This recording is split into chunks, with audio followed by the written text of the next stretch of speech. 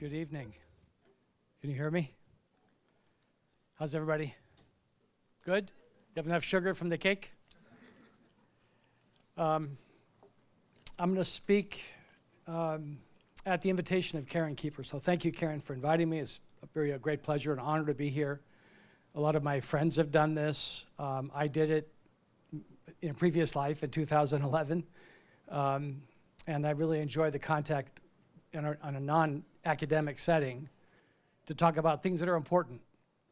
I do want to warn you a little bit in advance that a few of the things I allude to might be difficult for some of you to hear. It's kind of a semi-trigger warning. I'm not going to go into any details, but some of what I'm going to talk about is a little bit difficult. But I want to start off with two quotations from music that was released in 2018. It's a long time ago for you guys, but not long for me. The first is a song by Mumford & Sons called Guiding Light. And it's a beautiful song. You probably all heard it. And it opens up, but early in the song says, "But don't just sit there with folded hands and become blind. Because even when there is no star in sight, you'll always be my guiding light." This song is, the singer's lament about the absence of God. The Mumfords have a pretty profound musical agenda. And he's singing this as a lament that I need your light and I don't see it, but I can trust it. So the theme of light's really important to what I want to talk about. The second is from Lady Gaga. You probably all heard the song, "Always Remember Us This Way." And there's a line in there I've always loved where she says, "You found the light in me that I couldn't find." Now, it's easy for Bradley Cooper to do that. But I think we can all do it. And I don't think it just has to do with romantic love. It has to do with seeing the light in each other,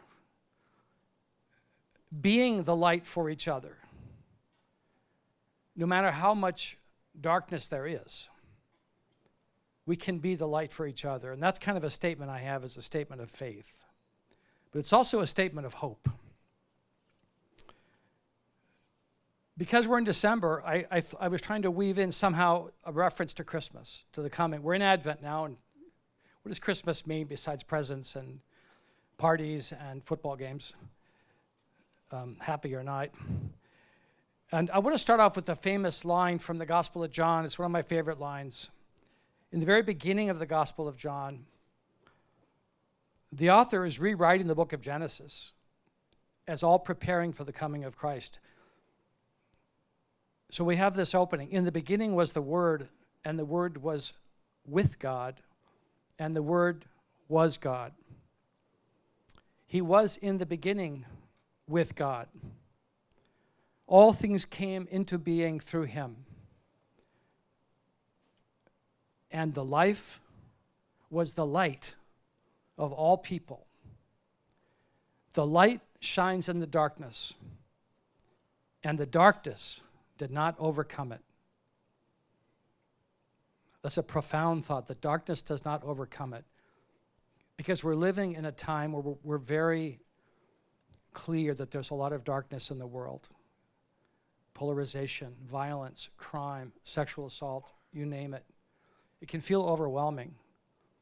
So how do we keep going when life is hard?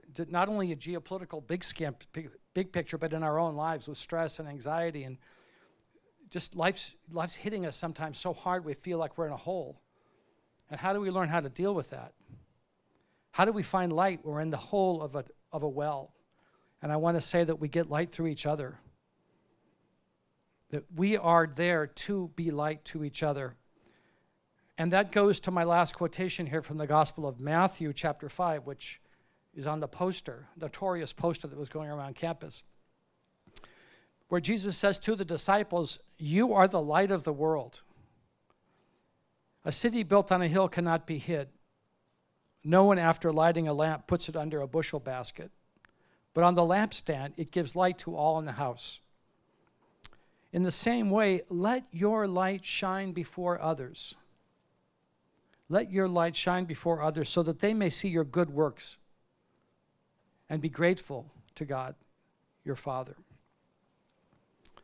So those questions you have, the musicians talking about someone being a light in their lives, and you have the Bible talking about God wanting to be present with us as light.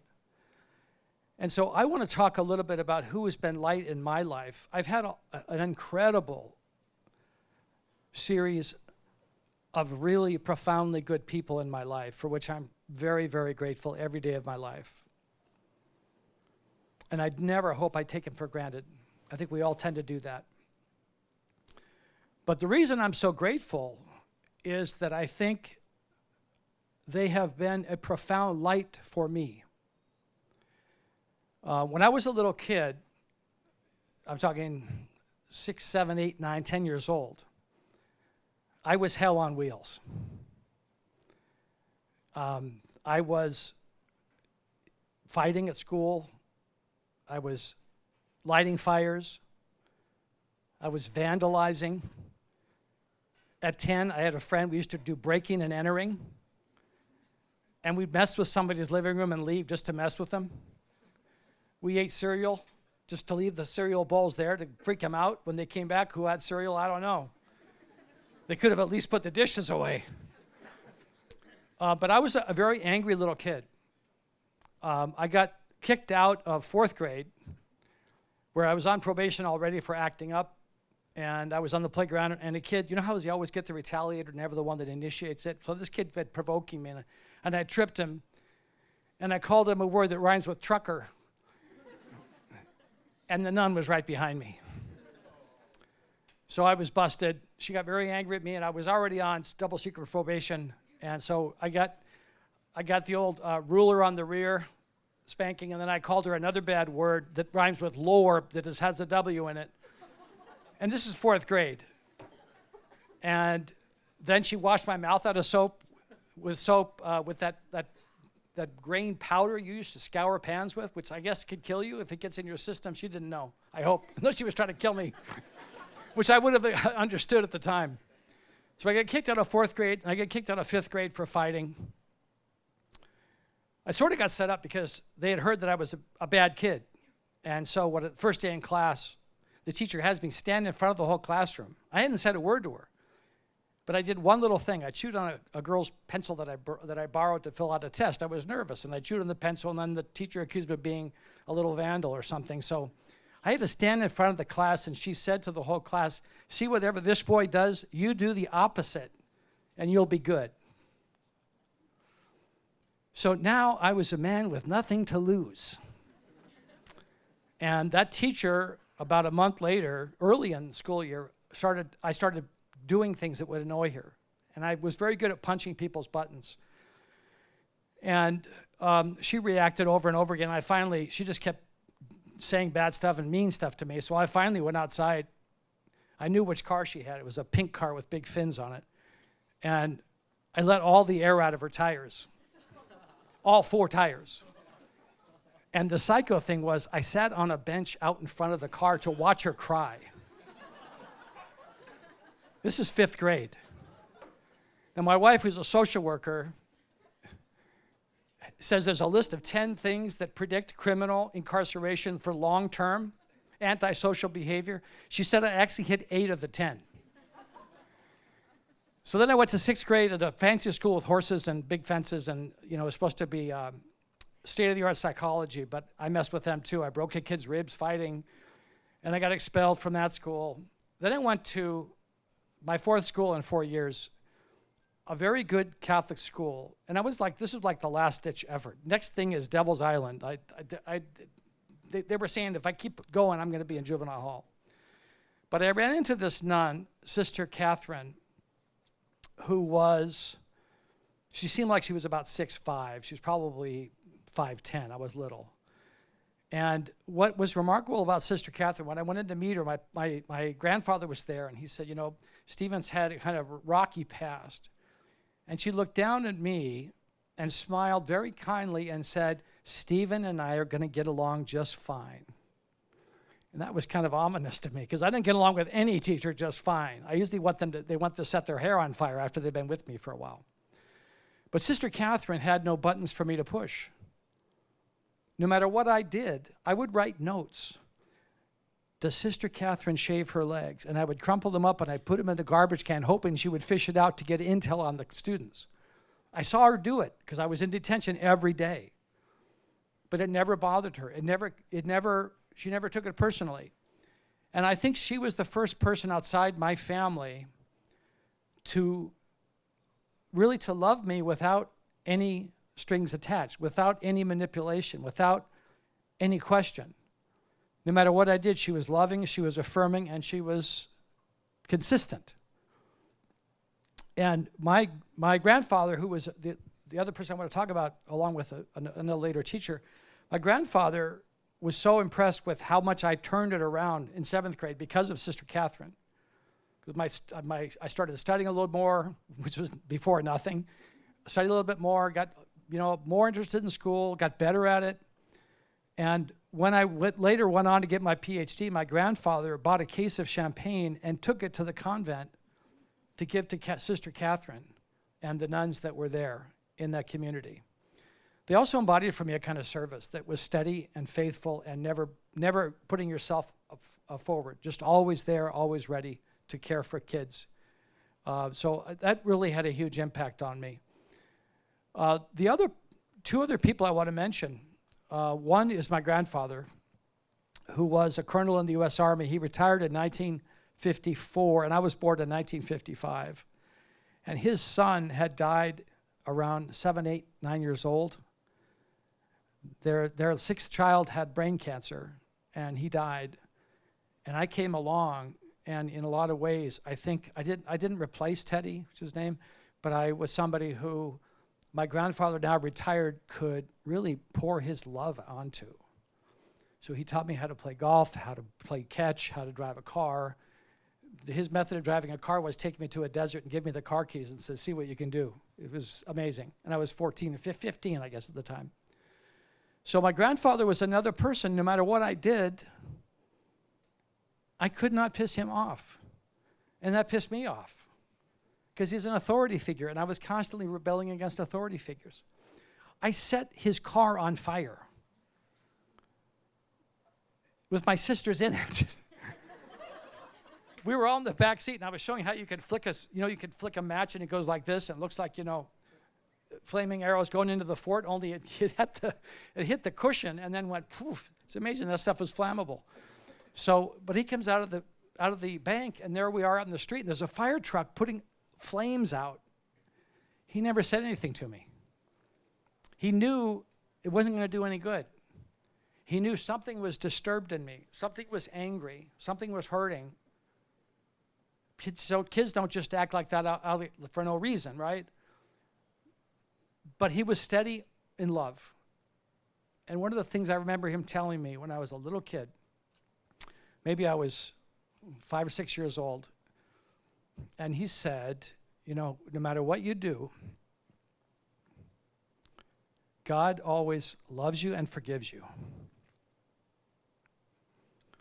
Which is an amazing thing to hear, because I was doing a lot of stuff that I needed to be forgiven for. But that message has always stuck with me. I'm teaching a course right now on forgiveness, and I think it goes back to that deep conviction of God forgives us. So the third person I want to talk about was a college professor of mine. And I went from St. Leo's, I got into Jesuit high school, Bellarmine in San Jose. It was great for me. I had a lot of wonderful young Jesuits there. There were mentors and models for me. But I was really lost. And the reason I was lost is that both of my parents were alcoholics. And many of you, I'm sure, have a parent that's an alcoholic. And you know the chaos that can cause. You know the hurt it can cause. You know, alcoholism is a mask for emotional pain that people don't know how to deal with, so they drink. It's an escape. It's a temporary anesthetic that actually makes your life a lot worse.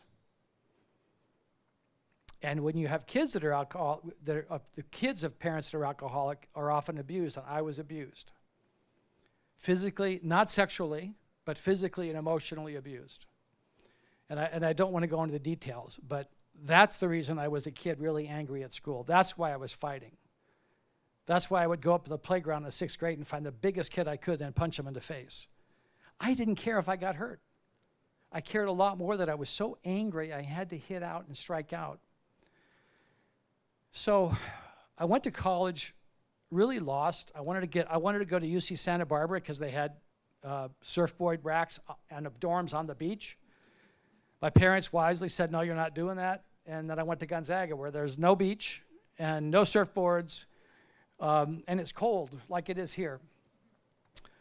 And at Gonzaga, my first 2 years, I was a disaster, honestly. My sophomore year, I had a 1.6 GPA. And that's because most of what I was studying had to do with the rugby team and pool. I was drinking a lot because I didn't know what the point of college was. I didn't understand why you do this. Everyone says, well, that's the next stage. Keep going to school. Don't leave school. So I was going through the motions, and I'm sure a lot of you, either yourselves or you have friends that just go through the motions. You don't see the point. It seems like a big game and a boring big game. But I came in second semester of sophomore year to a professor of German literature and poetry. He had been a veteran of World War II. At the age of 15 in 1944, he was drafted into the German army, and he was put on an anti-aircraft battery shooting down Russian jets or Russian planes. He went AWOL from the German army, came to the U.S., got his PhD in English, and then I had him in my sophomore poetry class. But from the minute I walked into the class, this guy struck me as somebody who was real. And when he talked about poetry, when he read Keats or Eliot or Wordsworth, Dante was one of his favorites. The whole class was spellbound because he could make something that's 700 years old seem like he was speaking to us right now. And Franz Schneider took a liking to me. I used to go visit him his office hours. He lived about 6 blocks from campus. He invited me to his house for coffee. On Fridays, he would actually, I was underage, and he would take us to a bar and we'd drink beer and talk about poetry. And if you're going to talk about poetry, there's no better way to do it than drinking beer, because you can just get into the meaning of the poetry. And Franz Schneider treated us as if it's important that we understand. He saw the light in us. And that's what I really want to communicate to you, is that Sister Catherine and my grandfather and Franz Schneider all saw the light in me that I couldn't see. But because of Franz Schneider, I went home and I decided, back to my dorm room. Now, I'm on probation. I tell my roommate, I know what I'm going to do the rest of my life. I want to be a college professor. He almost fell out of his chair. He said, Pope, you're insane. You're 1D from flunking out of this place. You're going to be a professor? What have you been smoking? What have you been eating? Something's wrong here. And he was both amused and scornful. And I understand why, because my track record didn't give any indications. But what I knew, what I felt in his class was, for the first time in my life, for the very first time in my life, I discovered that truth illumines the mind and illumines the heart. And that's the beauty of poetry, because it speaks both to the head and to the heart. So Schneider so inspired me that my grades went from a 1.6 first semester sophomore year to a 3.8 first semester junior year. And then I just took off. And I understood how all the different parts of knowledge go together. And Schneider is really my model of what I want to be as a college professor. Somebody who's real, who takes students seriously, who realizes that we all need to be light for each other, that we realize that life is really hard. But we can make it a little bit easier if we recognize we're being light to each other as we go through these difficulties of life. I think probably now it's even harder to get to that reality because so much of our society and so much of academics is now performance. It's what you look like. It's how you show yourself. It's what your public image is. It's what your resume is. It's what your transcripts will look like. None of that is you. None of that is who you really are, which is a good and beautiful person whose whole meaning is to be a light to one another. And I think what we realize is we see our light in seeing the light of others. It's not like that we have all the answers and here I'm going to give you the light at all. It's that our light kind of gets activated in loving other people. So I think at the end of the day, and I'll stop here, and if you have any comments or questions, I'd love to have them. But if at the end of the day, my life lesson from having gone through a really hard time growing up and then being loved into sanity is that what we all need to do is love each other into sanity. St. Augustine has a beautiful line where he says, you only really know the people you love. You only really know the people you love. So that the challenge of the light is how do I become more loving and therefore know people better? And when you know people better, you start to bring out the best in them and they bring out the best in you. It's a beautiful synergy of love, recognition, acknowledgement. But to do that, my last point, to do that, I think we have to be honest with each other. We have to give up the idea that everything has to be perfect. We have to give up the idea that the main point of life is to give a good public image. We have to really strive to be engaged in living an authentic life, which is fundamentally a life with two traits, honesty and compassion. And that's what Franz Schneider taught me, Sister Catherine taught me, and my grandfather taught me. So thank you very much for your attention. I really would like to have questions or comments if you have them.